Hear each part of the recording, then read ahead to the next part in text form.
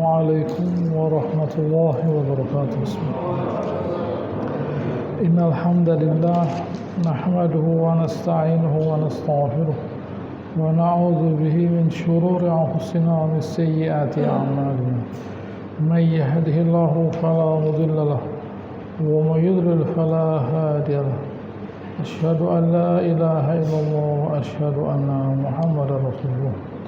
يا أيها الناس اتقوا ربكم الذي خلقكم من نفس واحدة وخلق منها زوجها وبث منهما رجالا كثيرا ونساء واتقوا الله الذي تساءلون به والأرحام إن الله كان عليكم رقيبا.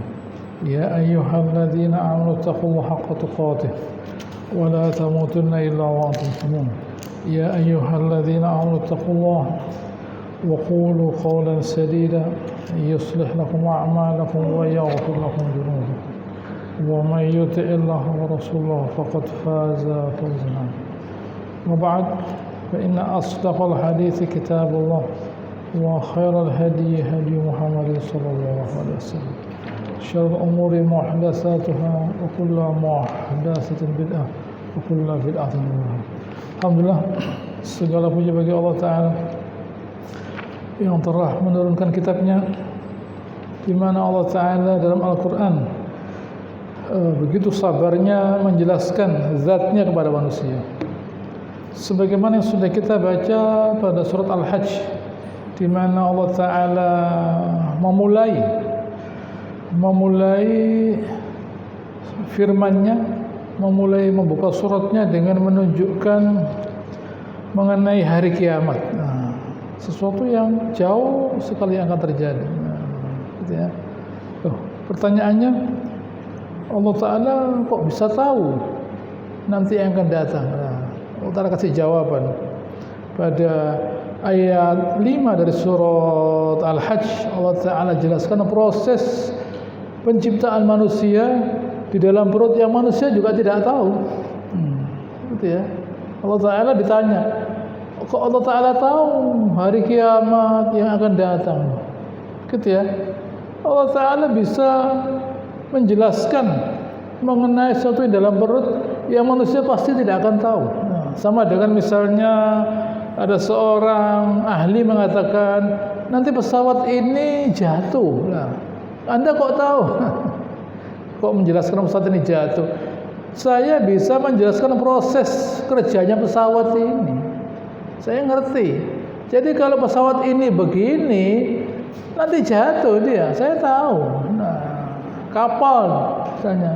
Maksudnya ada yang mengatakan nanti kapal ini akan tenggelam. Loh, Anda tahu yang gaib, bukan tahu yang gaib. Menurut ilmu saya, ya, kapal ini begini. Kalau tidak terjadi, ya bisa tenggelam. Allah Ta'ala mengatakan bahwa yang menciptakan manusia itu saya. Prosesnya begini.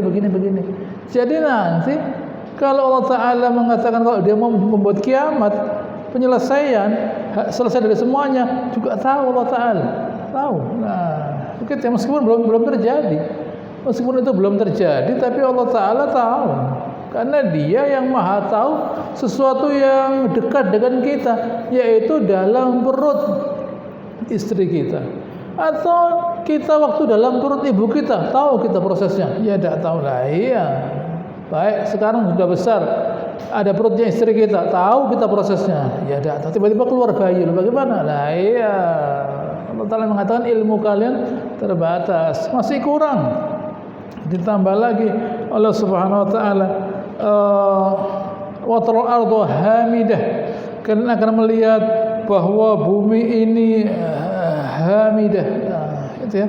Bumi ini dalam keadaan mati, gitu ya. Kemudian Allah Ta'ala turunkan air, bergerak dah, ihtazat, kemudian menjadi subur dan menumbuhkan tanaman. Kalau kalian ragu bagaimana nantinya Allah Ta'ala menghidupkan manusia, ini loh tanah mati, tidak ada apa-apanya, kosong, saya turunkan air, muncul tanaman. Coba jelaskan, bisa tidak kalian jelaskan kenapa kok tanah yang diturunkan air hujan sesudahnya keluar tanaman? Coba jelaskan, bisa apa enggak? Iya, tidak bisa. Iya, makanya kalau tidak ngerti ya percaya saja. Jangan mempertanyakan Allah Ta'ala, gitu ya. Jangan mempertanyakan Allah Ta'ala kok bisa menghidupkan yang mati. Ini tanah yang mati bisa tumbuh kembali. Gitu ya, menumbuhkan tanaman yang dimana tidak ada lain dengan orang mati tumbuh bangun begini. Orangnya sudah ada, orang mati bangun misalnya. Nah, baik, ini tidak ada sama sekali, tidak ada sama sekali. Nah, gitu ya. Misalnya ada orang mati dibangunkan. Nah, ini lihat kekuasaan Allah Ta'ala, juga kekuasaan Allah Ta'ala itu. Ada lagi tanah kosong, tidak ada apa-apanya. Tiba-tiba tuh turun air hujan, tidak menumbuhkan. Nah, makanya mengapa terjadi kebakaran hutan? Kebakaran hutan itu terjadi agar nantinya hutan itu menumbuhkan tanaman yang baru. Nah, itu sesuatu yang harus terjadi. Itu tidak bisa dihindari. Terbakar hutan tadi, kemudian sudah terbakar nanti muncul tanaman yang baru. Nah, itu seharusnya. Nah, kok bisa begitu ya? Ayat 6 penjelasannya. Zalika bi annallaha wal haqq. Itu karena Allah Ta'ala itu ada. Nah, gitu ya. Karena Allah Ta'ala itu ada. Karena dia ada, dia bisa mengadakan. Yang ada ini bukan sesuatu yang terjadi dengan sendirinya. Tidak boleh mengatakan begitu. Itu orang kafir. Menganggap tanaman ini ada dengan sendirinya. Bumi ya dengan sendirinya. Alam semesta ya dengan sendirinya. Oh, jadi tidak ada yang mengadakan. Tidak ada dengan sendirinya. Itu kebodohan namanya. Kebodohan. Tidak tahu bahwa semua ini ada yang mengadakan. Tidak tahu dia orang kafir. Gitu ya. Orang kafir tidak tahu. Nah, sama dengan kalau kita melihat misalnya ada seseorang mengatakan, kok bisa ada rumah di sini ya? Begitu ya. Di sini kok ada rumah ya? Bagaimana ya? Kok bisa ada rumah loh? Dibangun, ada yang bangun ini. Ada yang bangun. Nah, begitu ya. Sama dengan gitu ya. Kita misalnya tanya sama seseorang misalnya, Anda kok bisa beli rumah ya? Kenapa?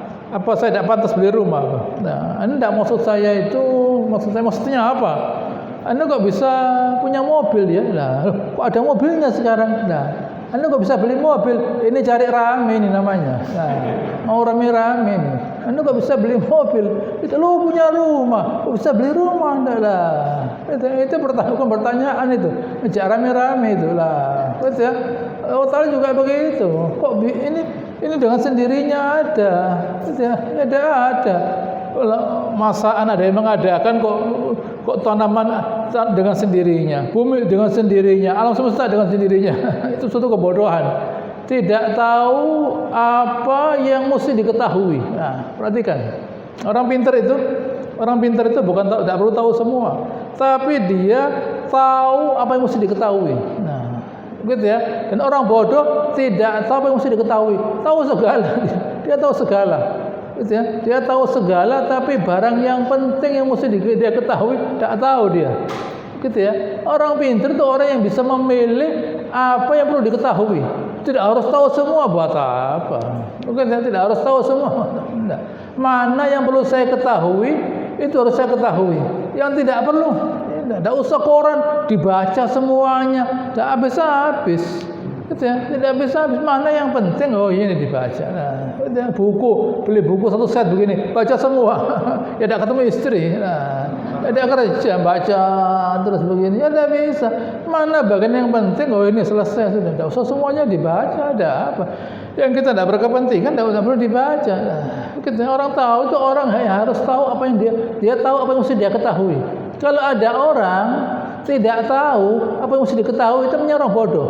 Nah, gampangnya Quran. Dia mesti tahu Quran, tidak tahu kalau dia mesti tahu Quran. Dia harus tahu Quran, tapi dia tidak tahu kalau dia itu harus tahu Quran. Bayangkan. Dia itu harus tahu Quran, tapi dia tidak tahu kalau dia mesti ngerti Quran. Tidak tahu dia.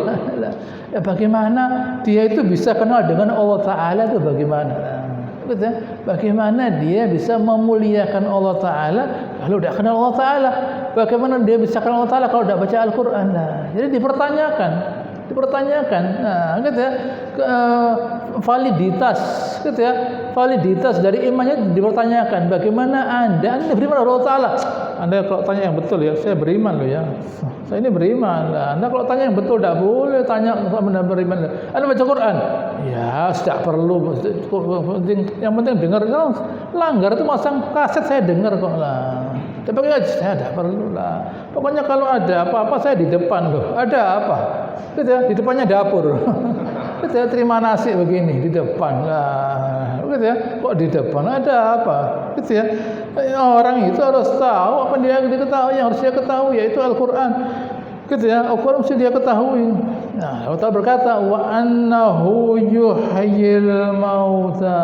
Allah Ta'ala itu menghidupkan sesuatu yang mati. Nah, gitu ya, hidup mati. Banyak apa bedanya antara hidup dan mati? Orang itu tahu kematian kok dia hidup. Sesuatu itu tahu kematian kok dia hidup. Kalau dia mati tidak tahu kehidupan dia. Kalau dia sudah mati tidak tahu kehidupan. Waktu dia hidup tahu dia kehidupan itu apa. Hidup itu begini. Hidup itu begini. Nah, itu hidup namanya. Gitu ya. Wa annahu ala kulli syai'in qadir, dan Allah Subhanahu wa taala itu maha kuasa atas segala sesuatu. Nah, gitu ya. Allah Ta'ala itu tidak hanya menghidupkan sesuatu, nah, tetapi lebih dari itu, gitu ya, yaitu memberinya dia rezeki, memberinya dia keamanan, keselamatan dan sebagainya. Allah Ta'ala maha kuasa atas segala sesuatu, bukan hanya menghidupkan saja, tapi lebih dari itu Allah Ta'ala bisa. Dan kalau begitu, kalau Allah Subhanahu wa Ta'ala itu kemampuannya terbatas lah. Begitu ya, perhatikan di sini. Kalau Allah Ta'ala itu kemampuannya terbatas, nah, gitu ya. Allah Ta'ala kemampuannya terbatas, nantinya apa yang dia ciptakan hancur. Kalau Allah Subhanahu wa Ta'ala itu kemampuannya terbatas, dia bisa menghidupkan. Nah, tetapi gitu ya, yang menopang gitu ya, kehidupan tidak bisa dia. Makanya Allah Ta'ala itu namanya Al-Hayyu Al-Qayyum. Al-Hayyu Al-Qayyum. Dia yang hidup dan dia yang menopang kehidupan. Kalau Allah Ta'ala tidak bisa menopang apa yang dia ciptakan, apa yang dia hidupkan, nah, gitu ya, hancur. Yang dia hidupkan hancur. Begitu ya, yang dia ciptakan hancur. Nah, Allah Ta'ala bisa menopang apa yang dia ciptakan. Nah, itulah yang Allah Ta'ala katakan maha kuasa atas segala sesuatu. Tidak hanya menghidupkan, tidak hanya menghidupkan, tapi juga begini, sama dengan seorang bapak misalnya. Dia tidak hanya bisa punya anak saja, tapi dia bisa memberi. Nah, itu yang memberi makan, menjaganya, menyekolahkan, memberi pekerjaan, nah, gitu ya, dan segala macamnya. Tidak hanya punya anak saja, dia bisa memberi makan, menyekolahkan, mendidik, gitu ya. Kalau kemudian kalau perlu ngasih pekerjaan dan sebagainya, semuanya dia bisa. Nah, semuanya dia bisa, gitu ya. Saya lanjutkan. Dan oleh karenanya wa annas-sa'ah, ya, atiyatun la raiba fiha. Ketahuilah bahwa kiamat itu, nah, gitu ya. Kiamat itu pasti akan datang. Nah, ya. Ketahuilah bahwa kiamat itu pasti akan datang. Nah, gitu ya. Sebagaimana Allah Ta'ala sudah menceritakan proses terjadinya begini. Nah, nanti itu begini. Nah, dan itu nanti pasti akan datang. Nah, oleh karenanya kalian siapkan amal kalian untuk menghadapi hari kiamat. Nah, wa annallaha yab'atsu man fil kubur. Dan ketahuilah, kata Allah Ta'ala, Allah Ta'ala bisa membangkitkan yang dikubur. Sebagaimana tadi Allah mengatakan yuhyil mauta, dia menghidupkan yang mati. Orang yang mati itu nanti, jangankan orang yang dalam kubur, yang tidak ada pun diadakan Allah Ta'ala. Itulah badi'. Bada'a itu pakai ain, badi'. Badi'us samawatil ard. Allah Ta'ala itu menciptakan sesuatu yang sebelumnya tidak ada. Itu badi' namanya. Nah, kita diciptakan dan sesuatu yang tidak ada kita. Nah, begitu ya. Gitu ya. Sama dengan seorang nabi, nah, gitu ya, yang dia ragu bagaimana Allah Subhanahu wa Ta'ala itu bisa memberi dia anak. Nah, loh, kamu ragu-ragu. Wa qad khalaqtuka min qabl wa lam taku syai'an. Kamu itu, kata Allah Ta'ala kepada seorang nabi, Kamu kok ragu-ragu saya mau memberi anak? Kenapa? Enggak, maksud saya itu, gitu ya, anak itu bisa terjadi kalau si bapak itu mampu menghamili istrinya. Nah, gitu ya. Atau kemudian si ibu ini mampu hamil. Oh, jadi kalau begitu seorang anak itu terjadi muncul apabila bapaknya mampu, ibunya mampu. Kalau tidak mampu, tidak bisa. Lah yang memberikan kemampuan siapa? Kok bisa bapak itu menghamili istrinya dan ibu bisa hamil itu siapa? Nah, gitu ya. Yang menjadikan seorang itu bisa punya anak Allah Ta'ala. Tanpa bapak, tanpa ibu bisa Nabi Adam. Tanpa bapak itu bisa. Nah, lalu Maryam, gitu ya, bisa punya anak Nabi Isa. Tanpa bapak bisa. Nah, gitu ya. Allah Ta'ala itu tidak harus dia tunduk patuh pada peraturannya. Nah, gitu ya. Adapun bahwa yang terjadi itu biasanya itu harus ada laki yang mampu, perempuan yang mampu, biasanya loh. Memang biasanya begitu. Lah kalau tidak biasanya kenapa? Nah, kalau Allah Ta'ala mengatakan bisa. Nah, begitu ya. Ini harus kita pahami. Jangan kita itu sering bersandar pada kemampuan kita. Nanti kita itu remek kita itu. Gitu ya.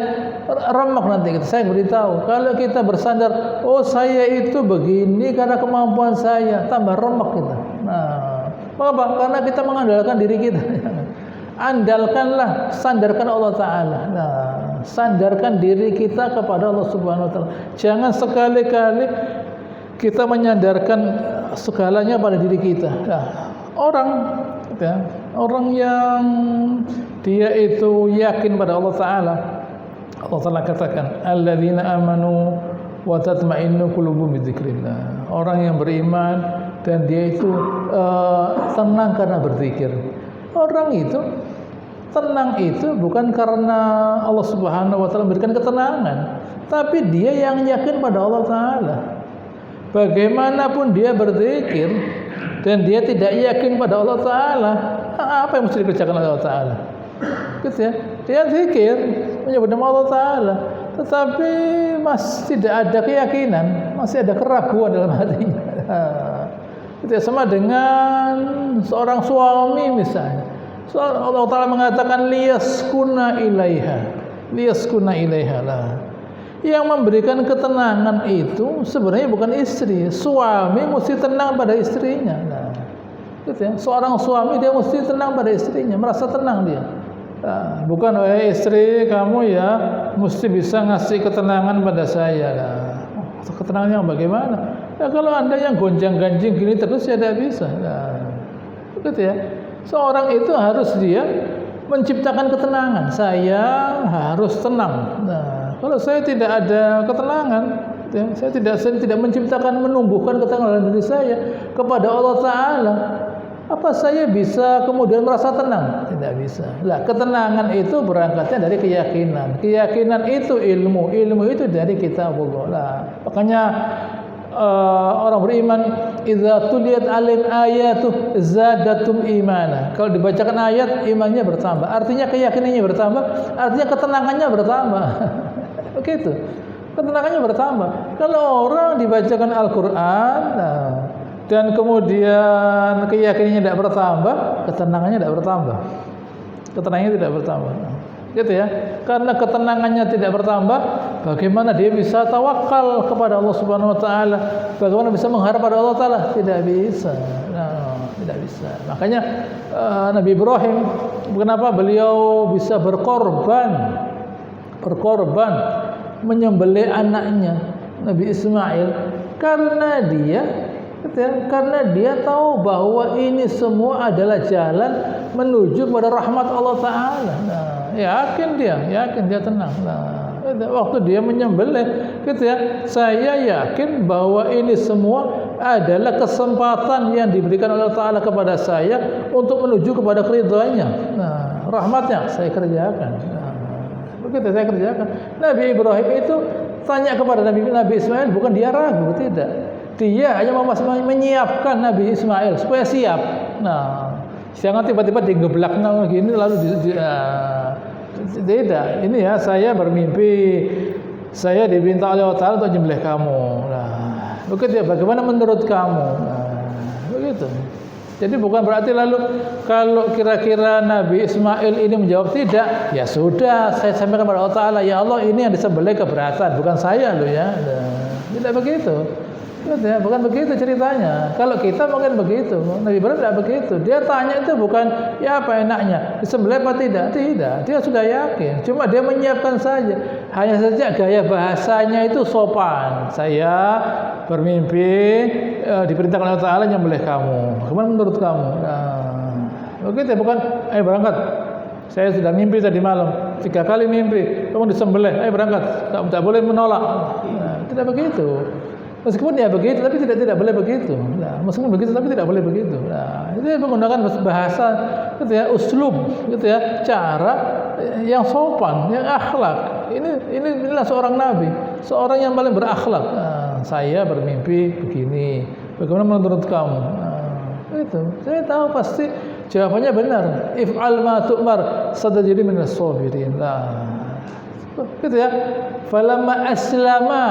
Nah, falamma aslama, waktu keduanya itu sudah menyerah, artinya sudah yakin, sudah tenang. Nah, bukan gemeter begini, ya, nangis-nangis, bukan tangis-tangisan, tidak karu-karuan, sinetron itu. Nah, begitu ya, bukan tangis-tangisan, ayahnya menangis, anaknya menangis, tenang saja. Nah, gitu ya. Yang penting ini disuruh Allah Ta'ala, dilaksanakan saja. Begitu selesai, tidak terjadi. Wa fadainahu bidzibhin azim, kami ganti dengan sembelihan yang besar, kambing yang besar lah, bidzibhin azim. Itu ya, sembelihan yang besar. Nah, itulah contoh orang yang jiwanya tenang, orang yang tidak bisa diganggu, digoyang-goyang dengan sekitarnya, tidak bisa. Kalau ada orang yang masih bisa diganggu dengan sekitarnya, masih ada keresahan, nah, jangan nyalakan orang lain. Ini bagaimana nih ya, di WA ini kok ada yang menyenangkan? Ya jelas, yang nulis juga resah kok. Orang yang tenang memberikan ketenangan, orang resah memberikan keresahan. Tergantung kita milih yang mana. Kalau kita cari orang yang resah, ikut resah kita. Kalau kita mau cari ketenangan, carilah orang yang tenang. Ya tapi jarang yang tenang. Ya tidak usah ketemu orang. Kalau kita ketemu orang itu yang susah semua. Jangan. Cari orang yang senang. Cari orang yang memberikan kesenangan, memberikan ketenangan. Itu kita cari. Kalau kita ketemu orang yang susah, mengeluh, begitu ya, saya ini bagaimana ya, begitu ya. Oh dia resah, tidak tenang. Jangan. Ini orang tidak nambah apa-apa, hanya menambahkan keresahan dan sebagainya. Tapi kalau kita ketemu orang, udah apa-apa saya alhamdulillah Allah Ta'ala diberi rezeki, diberi iman, ketenangan, gitu ya, kesehatan dan sebagainya. Alhamdulillah. Hal semacam ini perlu kita pilih sebagai teman.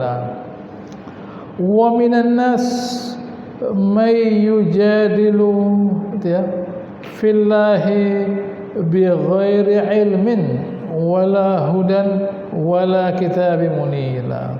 Di antara manusia itu ada yang sedang membantah saja, gitu ya, mengenai Allah Ta'ala bighairi ilmin, tanpa ilmu, tanpa data yang dia miliki. Apa ada data yang menyatakan Allah Ta'ala tidak ada? Tidak ada. Pasti data itu mengatakan Allah Ta'ala itu ada. Lalu kedua, hudan. Hudan itu logika ya. Hudan itu logika. Nah, hudan itu logika. Logika bahwa kalau begini, begini. Bahwa kalau yang tadi Allah Ta'ala katakan, gitu ya, bahwa kalau ada air yang turun dari langit menumbuhkan tanaman, berarti ada yang menumbuhkan. Itu logika namanya. Nah, sama dengan Newton. Newton itu menemukan gravitasi dia. Dari mana? Kelihatan gravitasi? Tidak ada. Tidak kelihatan gravitasi. Dia melihat ada buah apel jatuh. Oh, berarti ada yang menarik ini. Tidak mungkin barang yang jatuh dengan sendirinya. Nah, berarti ada yang menarik. Tidak mungkin barang itu jatuh dengan sendirinya. Nah, tidak mungkin barang itu jatuh dengan sendirinya. Pasti ada yang menarik. Orang yang tidak cerdas seperti Newton tidak bisa berpikir semacam itu. Itu berangkatnya dari kecerdasan pikiran. Tidak mungkin, kenapa barang kok harus jatuh? Kenapa barang itu tidak lepas dari tanaman terus terbang begini? Kenapa dia harus jatuh? Berarti dia menarik. Berarti dia menarik. Dia tidak menganggap itu biasa, ada yang menarik lah. Jadi kalau orang itu pakai logika, loh, ini tanaman, ini tanah sebelumnya kosong, tidak ada apa-apa. Tiba-tiba, tiba-tiba ada hujan. Kok tiba-tiba ada yang menumbuhkan? Saya itu waktu nanam buah sesuatu harus pakai bijinya. Tidak bisa saya berkata kepada tanah, wahai tanah, kamu saya harapkan bisa menumbuhkan pohon apel ya, karena saya perlu apel. Tidak bisa. Saya cari bibitnya. Saya masukkan ke dalam tanah, saya siram, muncul tiba-tiba. Lama-kelamaan pohonnya berarti. Nah ini tanah kosong, tiba-tiba turun hujan menumbuhkan tanaman. Berarti ada yang menumbuhkan. Itu logika namanya, hudan.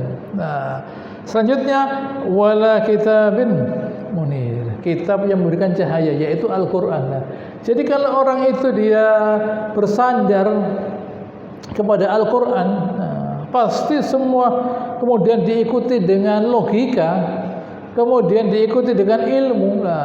Tidak salah. Ilmu itu dari mana loh? Ilmu itu fakta. Itu yang sama dengan orang membuat buat jembatan misalnya. Teorinya begini, rumusnya begini, itu tidak salah. Tidak salah. Karena barang itu sudah diuji sekian lama, ya dari logika juga sama. Dari logika juga sama. Dari percobaan beginilah. Dari percobaan beginilah. Pastilah. Sama dengan obat.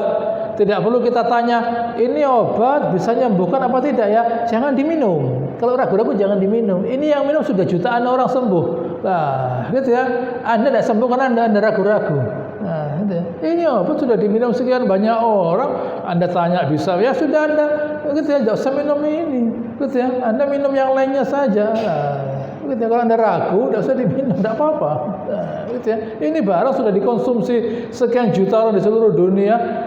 Dan sembuh. Aspirin misalnya, lebih dari 100 tahun yang lalu aspirin itu diminum orang, sampai sekarang masih diminum aspirin. Nah, gitu ya. Dan obat yang lainnya selesai. Ini ilmu namanya. Gitu ya. Ini ilmu namanya. Ilmu sama dengan kita sekarang. Kenapa kok kita misalnya minum ini jamu, katakan jamu. Oh, Anda kasih ini sembuh. Itu ilmu namanya. Karena barang itu pernah diterapkan dan berhasil. Nah, Anda minum ini, tahu dari mana? Anda kalau ragu jangan diminum sudah. Nah, gitu ya. Anda kalau ragu jangan diminum. Nah, gitu. Anda tahu ragu jangan diminum.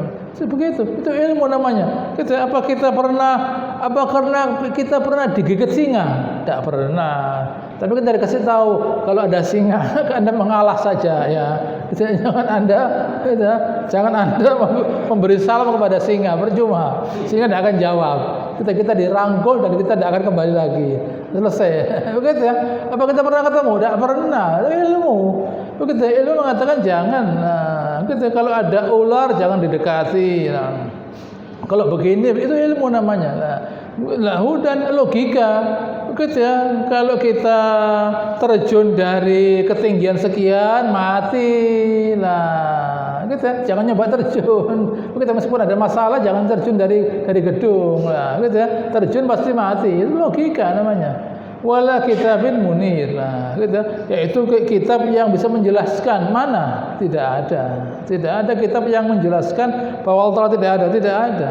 Yang ada kitab munir yaitu Al-Qur'an, gitu ya, yang menjelaskan bahwa Allah Ta'ala itu ada. Nah, di sini dikatakan oleh Ibnu Katsir, bala aql sahih wala naql sahih sharih, gitu ya, bal mujarrad ar-ra'i wal hawa.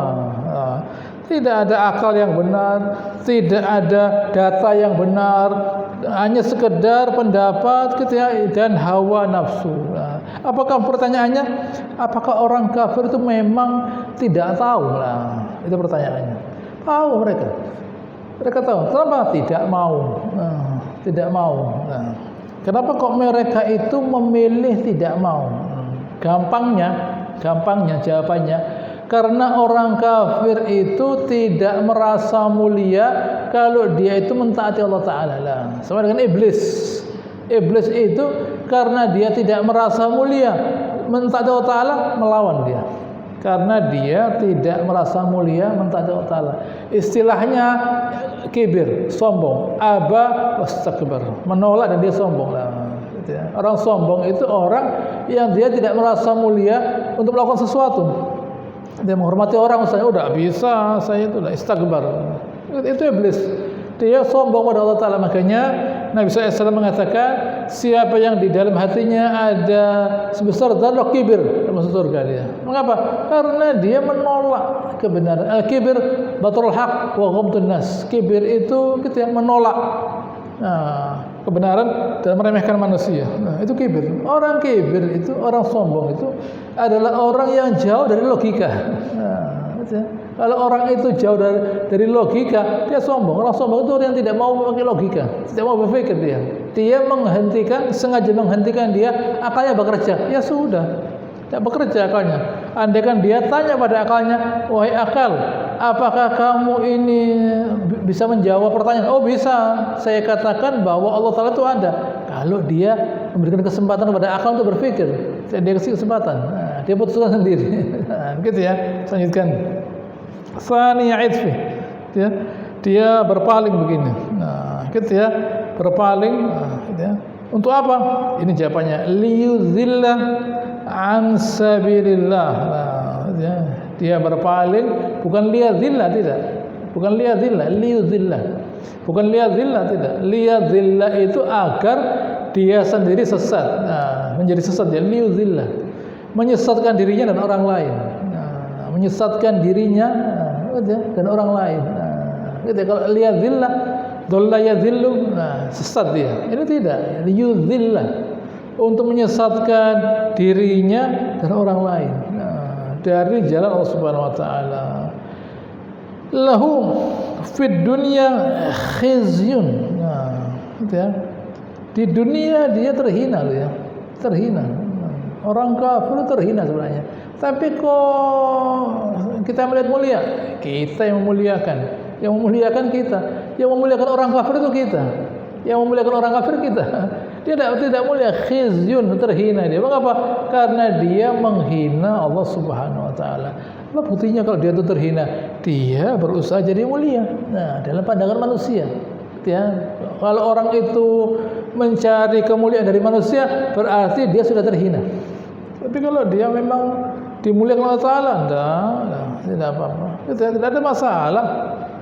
Mau dihina orang, mau apalah. La yakhafuna laumata laim, tidak takut dihina orang. Tidak apa-apa orang menghina, biasa saja.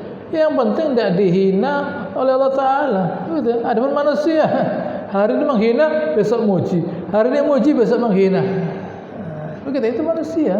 Gitu ya. Tapi kalau Allah Ta'ala, gitu ya, tetap Allah Ta'ala. Jadi kalau orang itu dia memuliakan Allah Subhanahu wa taala, Allah Ta'ala meletakkan kemuliaan dalam hatinya. Gitu ya.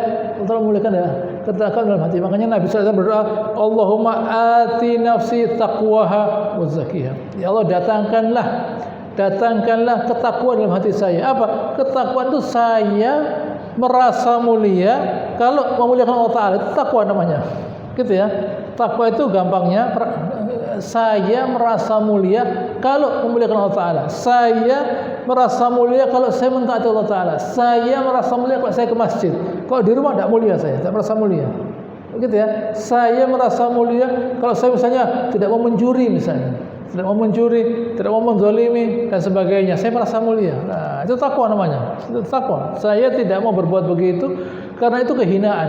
Nah, saya tidak mau berbuat begitu. Saya berbuat begitu karena itu kemuliaan. Itu takwa namanya. Gitu ya. Takwa itu saya merasa mulia kalau saya memuliakan Allah Ta'ala. Itu luas. Gitu ya. Contohnya banyak. Pokoknya semua perbuatan yang memuliakan Allah Ta'ala dan saya rasakan gitu ya. Sebaliknya al-itsm ma haka fi sadrik. Gitu ya. Dosa itu apa yang kita rasakan tidak enak. Itu tidak ada kemuliaan. Gitu ya. Dosa itu pasti terkait dengan kehinaan.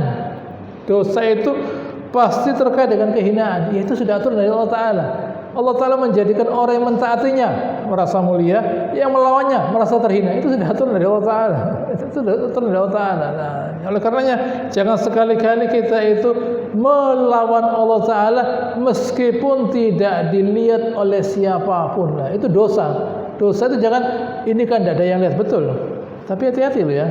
Karena itu kita jadi terhina loh ya. Nah, begitu sama dengan kita misalnya tidak ada orang, sendirian, lalu saya membiarkan baju saya kotor. Waktu ketemu orang masih kotor ini, masih kotor. Nah, mulia kita? Tidak. Padahal tadi waktu saya meletakkan kotoran, tidak ada orang, tidak ada orang. Nah, ketemu orang, baju saya kotor, berbau. Dan orang, loh, Anda kok berbau, kok kotor lah. Dosa begitu, jangan dikatakan ini kan tidak ada orang, tidak ada yang lihat. Nah, jangan. Ya, meskipun tidak ada yang lihat, tidak ada orang, nanti kehinaan itu terbawa di depannya orang. Sebaliknya, kalau kita bertakwa, kemuliaan kita terbawa di depannya orang. Orang memuliakan kita padahal gitu ya, tidak ada sesuatu yang istimewa mungkin, tapi yang memuliakan. Mengapa? Karena kita memuliakan Allah Ta'ala. Nah, hal yang penting yang mesti kita pahami. Di hari kiamat, wa nuzikuhu azab yaumal qiyamati azabal hariq, dan nanti dia di akhirat, Allah Ta'ala akan memberikan azab yang harik, membakar. Harik, membakar gitu ya, azabnya itu membakar, azabnya membakar lah, bayangkan begitu ya. Kalau yang di dunia ini memanaskan, melelehkan gitu ya, yang di dunia ini kalau ada orang terkena lahar misalnya, dia lalu leleh dan sebagainya. Nah, akhirat tidak, harik, membakar. Nah, langsung ke api ketemu kulit, api ketemu kulit, habis dalam sesaat. Api ketemu kulit. Oleh karenanya Allah Ta'ala menjadikan kulitnya orang kafir itu 40 dirok, tebal sekali, 40 dirok. Giginya sebesar gunung. Kulitnya 40 dirok. Karena rasa itu dirasakan oleh kulit.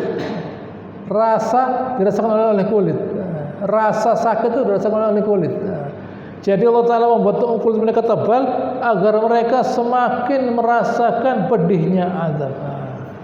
Itulah yang terjadi. Apa manfaatnya? Apa manfaatnya? Kemaksiatan manfaatnya apa sih? Di dunia terhina, di akhirat diazab. Jadi apa sih manfaatnya kemaksiatan itu? Begitu ya. Manfaatnya apa kemaksiatan itu? Tidak ada manfaatnya. Begitu ya. Tidak ada manfaatnya kemaksiatan itu. Tapi kenapa ya? Kok orang suka dengan kemaksiatan? Nah, kenapa orang itu kok suka dengan kemaksiatan? Jawabannya karena orang itu belum merasakan kemuliaannya Allah Ta'ala. Jadi bagaimana? Jadi dia tidak mengharapkan rahmat Allah Ta'ala. Begitu ya? Iya. Nah, kalau orang itu tidak mengenal Allah Ta'ala, dia tidak merasakan hebatnya Allah Ta'ala. Jadi dia melawan Allah Ta'ala, akhirnya terhina dia. Sebaliknya, kalau orang yang bisa merasakan mulia Allah Ta'ala, enggak, saya tidak butuh dengan kemaksiatan. Nah, saya tidak butuh kemaksiatan. Sama dengan orang misalnya ada orang misalnya gajinya besar, ratusan juta. Kemudian dia diajak mencuri. Mencuri apa? Mencuri sandal. Anda tidak tahu gaji saya tak? Ini loh. Oh ya, Anda salah cari orang Anda ini. Nah, sudah kita cari yang lebih besar. Mencuri apa? Emas. Anda kan sudah saya kasih tahu. Ini loh. Nah, gitu ya. Saya gaji saya sekian kok. Mencuri mobil tidak kok, mencuri emas. Buat apa lagi sandal? Nah, begitu ya. Saya ini sudah mulia, tidak usah mencuri, sudah punya uang kok jangan mencuri. Anda salah lah. Anda salah cari teman. Nah, orang beriman tidak mau berbuat maksiat karena yang dia terima dari Allah Ta'ala besar. Itu dia sadari. Dia menyadari bahwa yang Allah Ta'ala berikan besar. Nah, jadi dia tidak mau maksiat. Betul maksiat. Tidak ada kenikmatan, kehinaan. Nah, gitu ya. Itulah jawabannya. Baik. Ayat 10 penjelasannya, zalika bima qaddamat yadak wa anna Allaha laisa bidzallamin lil 'abid. Ya, itu karena perbuatanmu. Dan Allah Ta'ala tidak menzalimi hambanya. Bukan zalim, zallam. Allah Ta'ala tidak menzalimi hambanya, tidak. Allah Ta'ala tidak pernah menghalangi orang beriman, tidak pernah. Allah Ta'ala pasti memberikan kesempatan semua orang untuk bisa beriman. Allah Ta'ala ngasih kesempatan, semua orang bisa beriman. Semua orang dikasih kemampuan bisa beriman. Soal dia tidak mau, ya tanyakan saja pada mereka. Jangan ditanyakan pada Allah Ta'ala.